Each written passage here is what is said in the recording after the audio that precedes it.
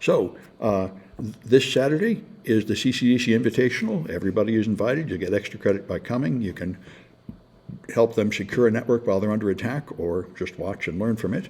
It should be a good event. Students learn a lot from this. All right, and the week after that, I think I'll be at this event. I recommend going to this too, and this is Pacific Hackers down in Palo Alto. So I'll talk on Saturday and see what Len wants to do, but I bet you'll agree we should just go to this the Saturday after. That's the Saturday at the end of finals week. But I think going to this event is probably the best thing to do. And over the Christmas break, there's some other things you could be doing if you want. I like Advent of Code. These are 123 pen testing type challenges, general security challenges and training. So all fun, free things to do over the break if you want a sort of game to play over the break that's educational. And so here we are in 129S, Securing Web Applications. This is the last lecture. I'm going to do the first half of Chapter 13, and that's as far as we're going, and I'll demonstrate some more WSA projects. There's one more class after this, but there'll be no lecture. I'll just answer any questions. I'm not going to add any new material. And you have a week to take the final after that. Make sure that everything you need to do is in by 12/19. Whatever I don't have by then won't be included in your final grade. If you need more time than that, let me know so I can give you an incomplete. There's a couple students doing that. All right, so let's take a look at the chapter. So, request forgery is essentially, cross-site scripting is one version of it. This is considered slightly different. It's called session writing. With request forgery, an attacker doesn't know the session token. They trick the browser. See, the way we talked about before, use some cross-site scripting. You use JavaScript to grab their cookie and send it somewhere where you can get it. Then you have their cookie and you can impersonate them. But here, you don't do that. You trick their browser into making a request that you want them to make from their own browser, so it automatically includes the cookie. You never have to harvest the cookie. So, all right, you have some ability to inject something, and you'll find that there's here, I think the point is, you can choose type here, and the type appears inside an image tag. So you control some data that's inside this image tag. So as you know, that means you can inject script. And so if you inject script, then when people view it, that script will be run from their browser, and that script can contain a request, which they'll put their cookies into.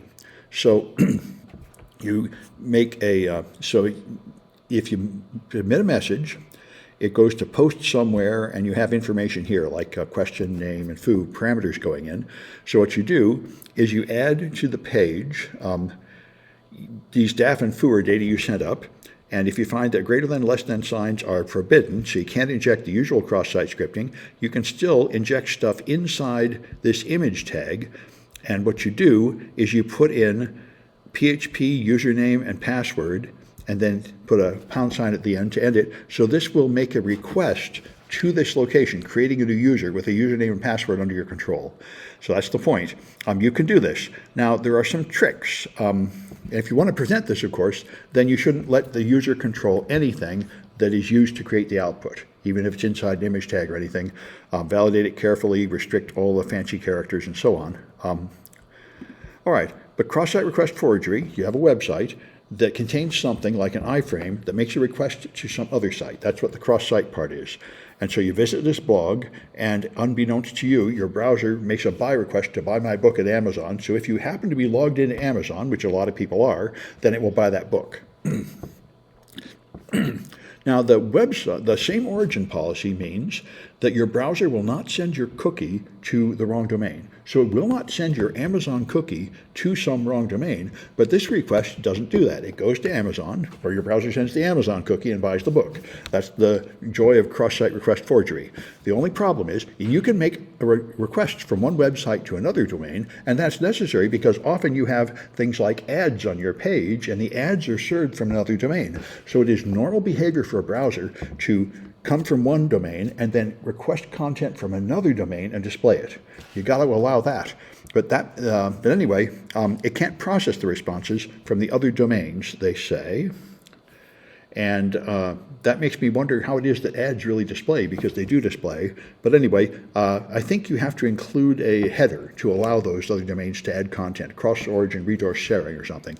Anyway, CSRF attack is one way. You can send a request, which will go with all the cookies, but you will not see the reply.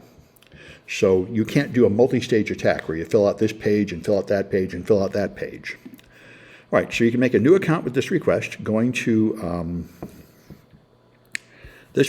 post to the new user script and feeding up these parameters like user name and user role and password. That's the post request that will make a new account.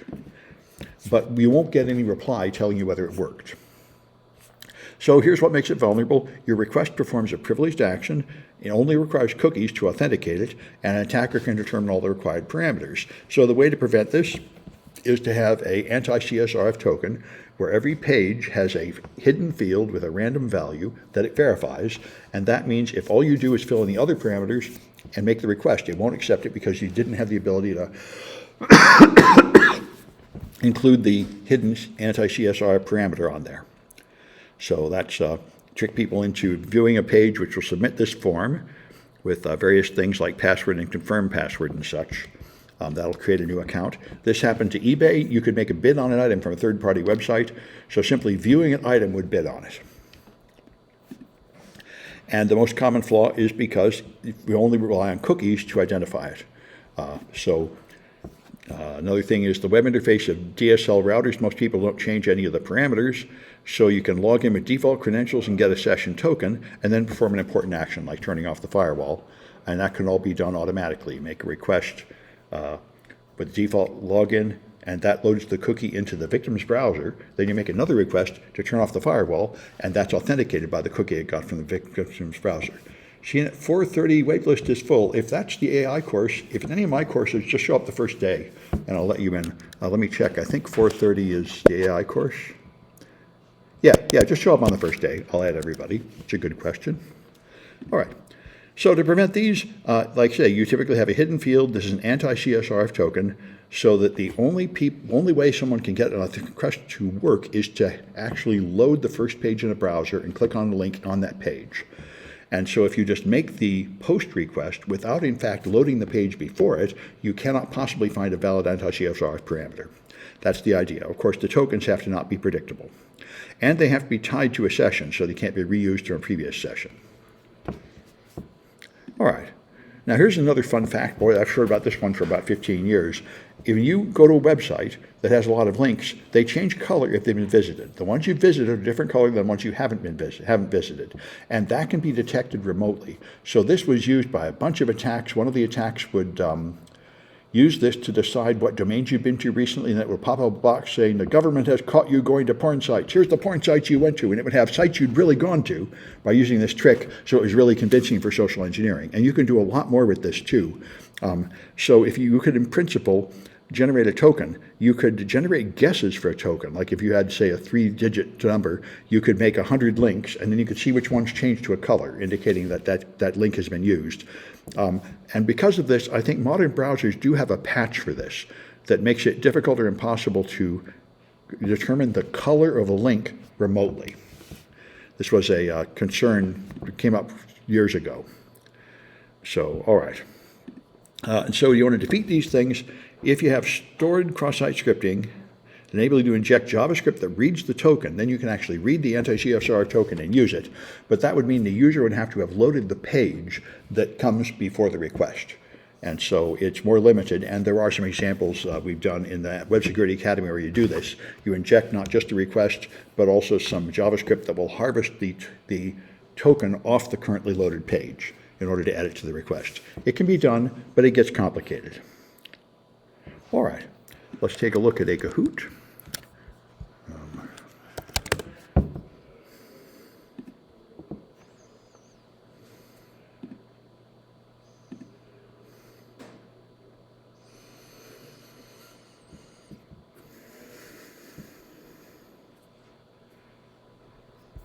Everybody has to, like that's enshittification. Everybody has to pop up a page covering it with ads. Just get used to that. That's the way everything is, because everybody's always trying to get more money. Anyway, there's 13A1. That's the one we want. All right.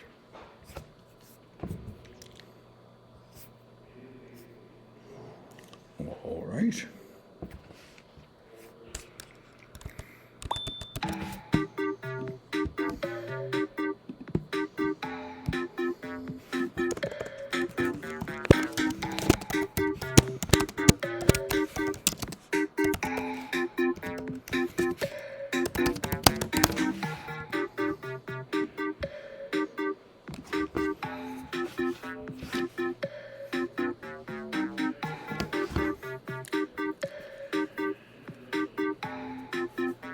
Ah,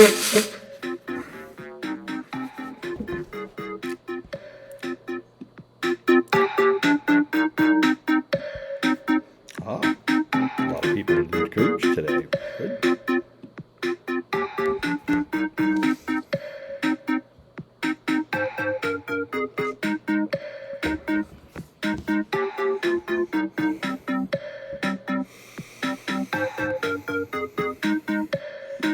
All right.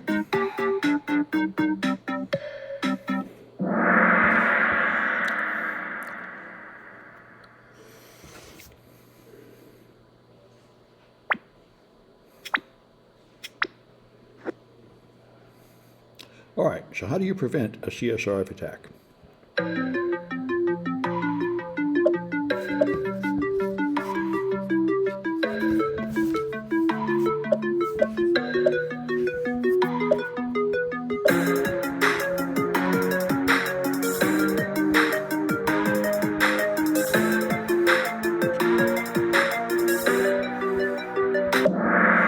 You have a hidden field, which is submitted along with the form and verified, so only the browser that actually loaded the page before the request can make a valid request.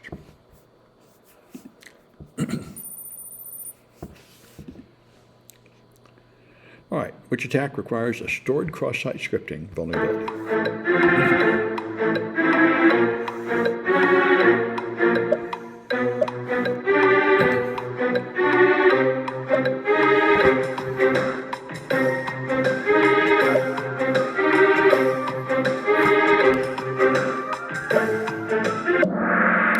All right, on-site request forgery, apparently? No, I don't understand that. Let's take a look back in the slides. I would have thought on-site request forgery was simpler. All right, so this is on-site request forgery. You have a message board. You submit messages with data like this. Then this appears on the message page. Okay. You put this in the type parameter.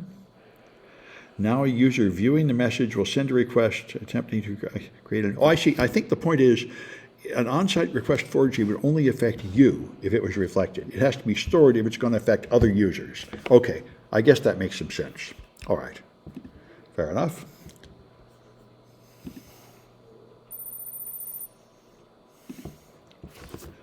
All right, so which method of authentication causes these vulnerabilities?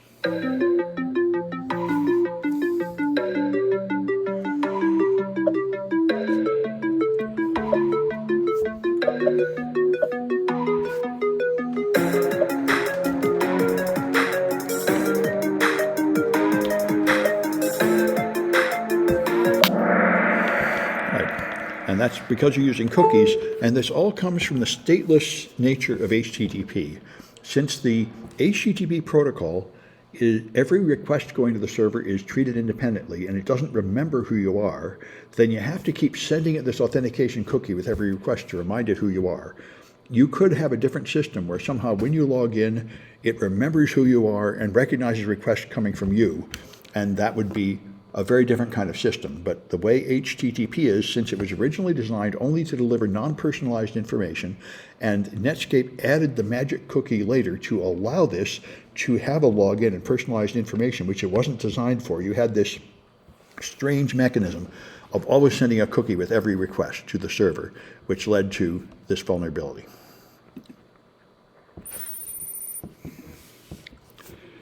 All right, and what was the SAMI worm? It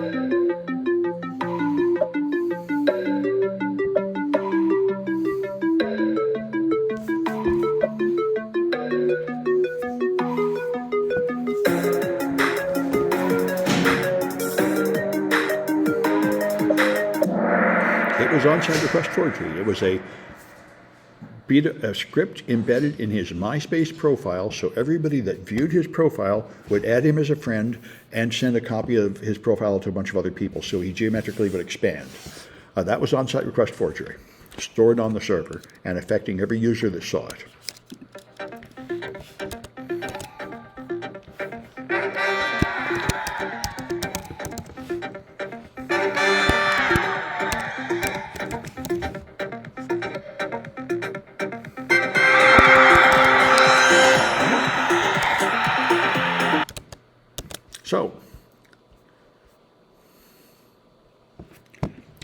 and then there's UI redress. And this applies to websites and also to cell phones, and it never seems to go away. They've been around for a long time, and people keep inventing new ways to do it. The point of this is to display something that confuses the user visually, so they type or click on something, and it's having an effect they don't know about. They often call it clickjacking. So you can have one here where you say win big, click to win, and behind there's a page you can't see. In front of it, there's a transparent page where this is a confirm the funds transfer. You think you're clicking on this button, but you're really clicking on that button. And it can be pretty easily done with iframes. Iframe have, you can make an iframe, and then you can add transparency to the iframe and make it until it's completely, you can put it on top of the good button and make it completely transparent and have the bad button on top so the click has a different effect. And there are a lot of other versions of it. And here's another guy did with a browser and the browser attack where you're phishing. It says log into Facebook here. The real one has, the real Facebook is here. This is the phishing Facebook. So you'll see this, but when you click, you're sending your credentials to somebody else. All right. You can also steal keystrokes, and this keeps coming around. You get the user to type text. Then you can grab certain characters and use it to type a command line command. Another one I've seen in the last few weeks is they'll pop up a page saying, this is a CAPTCHA. To pass the CAPTCHA, open a run box and pipe this text into the run box, getting users that don't recognize it, a DOS command line command to do something. Another version of the same thing. You can also steal mouse movements like drag an element, and then it could be copying a URL by dragging the mouse through it and then passing it onto a form and sending it somewhere by doing motions. And I think they're playing a game, dragging a balloon around or something. And there's frame busting as a way to defend against these. Each page of an app will try to detect if there are any iframes and make sure that they're displaying the top iframe, not anything invisible on top of it. That was a plan. So in 2010, they found that all the frame busting defenses were not working. There were ways to break out of it. This code will check to see if the URL of the page matches the URL of the top frame. And so if an attacker controls the top frame, they can redefine a variable top location so they can trick the browser into not understanding which one is really the top. And this is the problem. JavaScript is just a very strange language with a lot of ways to get around it. Anyway, so they can also hook this method so the event handler runs to set the top frame. There's a bunch of ways to use JavaScript to overcome the defenses to prevent UI redress attacks. All right. And you can also use the cross-site scripting filter to make it regard the frame-busting script as malicious and block it. Modern browsers mostly have anti-cross-site scripting defenses where certain code will not run. And you can trick it into thinking the code that protects it is bad. All right, so to prevent this, the best solution is the xFrame options header. You can have a header that says deny, and that tells your browser to not load this page in a frame. And you can set the same origin so it can only be viewed on this domain. This is a better defense. Of course, you're trusting the browser to read this and obey it. And if somebody's using a really old browser that doesn't know what that is, it won't protect them. But, you know, that's the way everything is. Your defenses will only work with some cooperation from the browser. And that's another fundamental problem with the web. You serve up pages, but you really do not know what the browser does with them, whether they render it correctly. And that's why something like burp really messes it up. Then they can do all sorts of things which from the server's point of view happened in the browser, which were not what the developer intended. You can't really control what they do with the data you send them. All right. Now, on mobile devices, they often don't have any defenses, and there's a bunch of tricks that work here too. All right. Now, the same origin policy is intended to prevent code from one domain from running on another domain. That's the idea. But there are ways to trick it into. You can inject formatting HTML, but not script tags. So here I'm going to have instead of HTML injection here, then a form action. Okay. And so you can treat this as a single URL. So what you do, in this vulnerability, I can do some injection here before this form. But what I can do is I can inject an apostrophe, and that will open a quote, and now I can just remove a whole bunch of the text that the developer put there. And now something else will happen. So that's the problem. Even if you think you've limited my injection to here, I can have an effect that goes beyond there. And boy, I remember when I took a web design class, There was a student that came up with a page that didn't work, and she projected it on the screen, and there was just a whole page of text. And the teacher who was experienced, just said, "Yeah, there's an unmatched quote right there. And one unmatched quote will make your whole page disappear." So that's the problem with HTML. It's a very dangerous language, and the fundamental problem here is that broken code will run. I don't know why this decision was made, but browsers were chosen to be forgiving. So if they get a deformed HTML source code, they will still try to render it. It would be better if it was like Fortran or C, where if there's an error, it just pops up an error message, this page is no good, you have to fix it. But that's not what happened. All right. All right, and I see another question about 4:30. It's just like all my classes. You do not need to physically show up. You can just tune in online or watch the videos later, just like any other. Good. I'm glad you folks are interested in that class. It'll be fun. All right, so here it's going to ignore the second form tag and send the request to the attacker. The result of this is another rejection.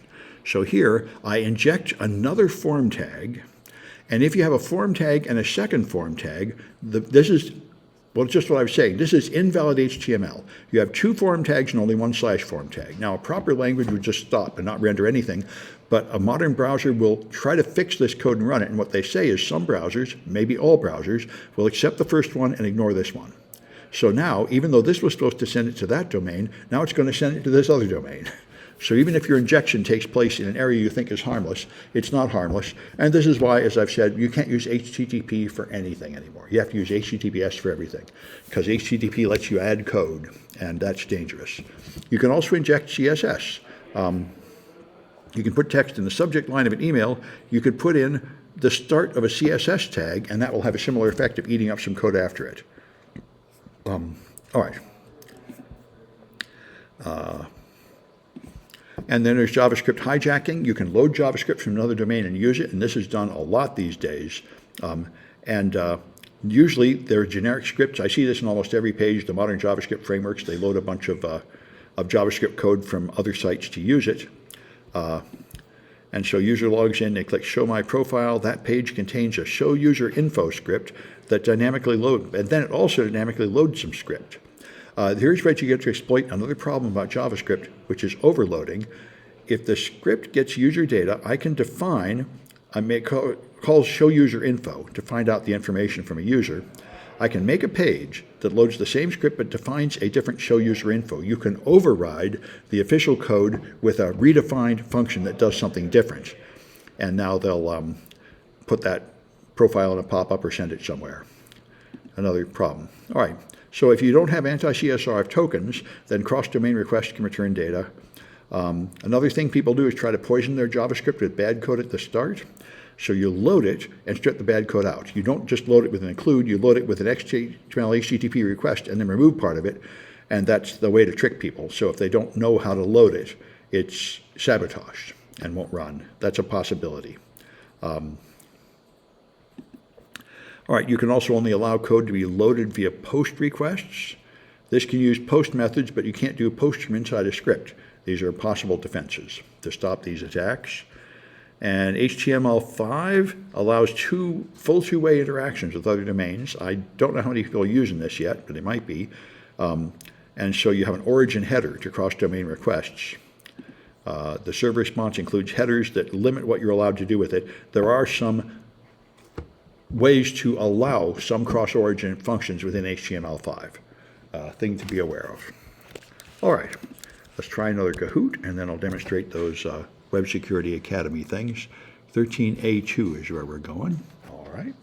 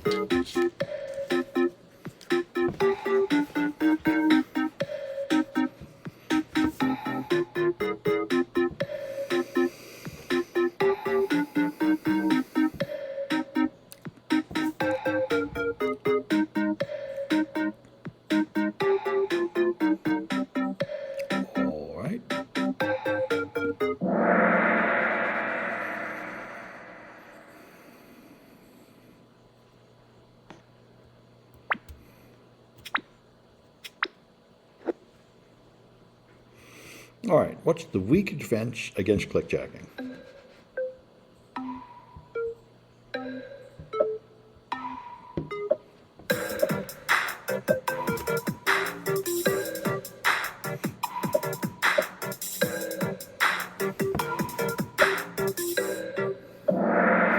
Yeah, the frame busting was a JavaScript to try to stop it, and it turned out to have a lot of ways to get around it.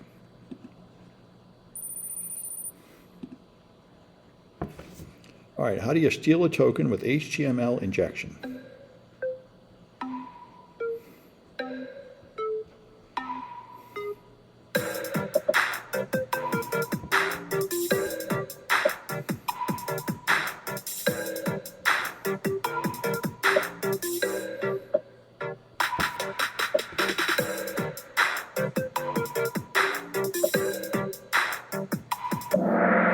Add a form tag, so the domain to send the data to is changed to an attacker-controlled domain.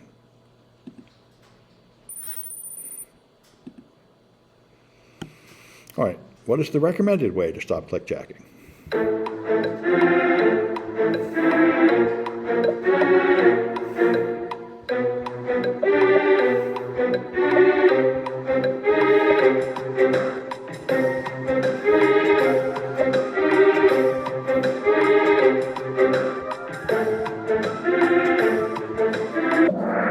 Use X-frame options to say you cannot load this page as a frame inside another page, and that means the attacker can't add some other page on top of it.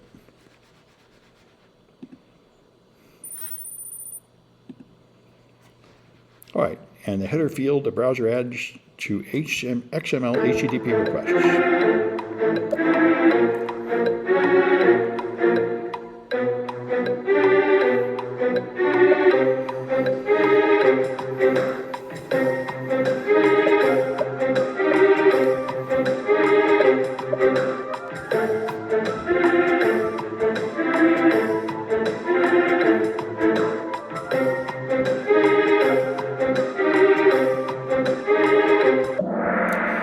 That's the origin field, and we used this in a demo I was doing with a student who wanted help with a Web Security Academy attack a few days ago, where there was like an Internet of Things. A common thing for the Internet of Things devices in your house is if you come from a local network, they interpret you as being the administrator. You don't have to log in. Presence in the house implies administrator privileges.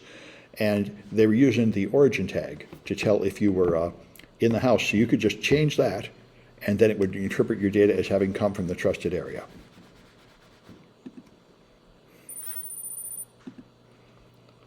All right, and what's clickjacking also called?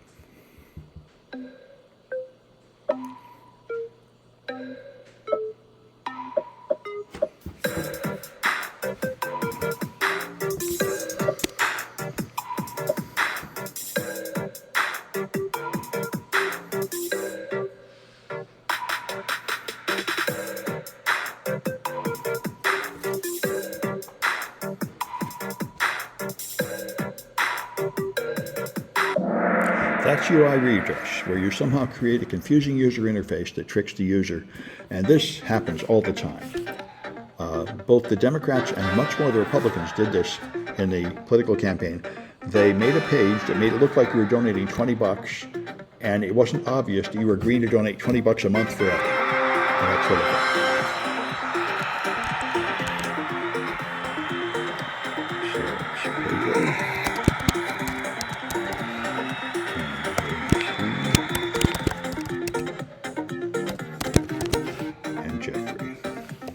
All right.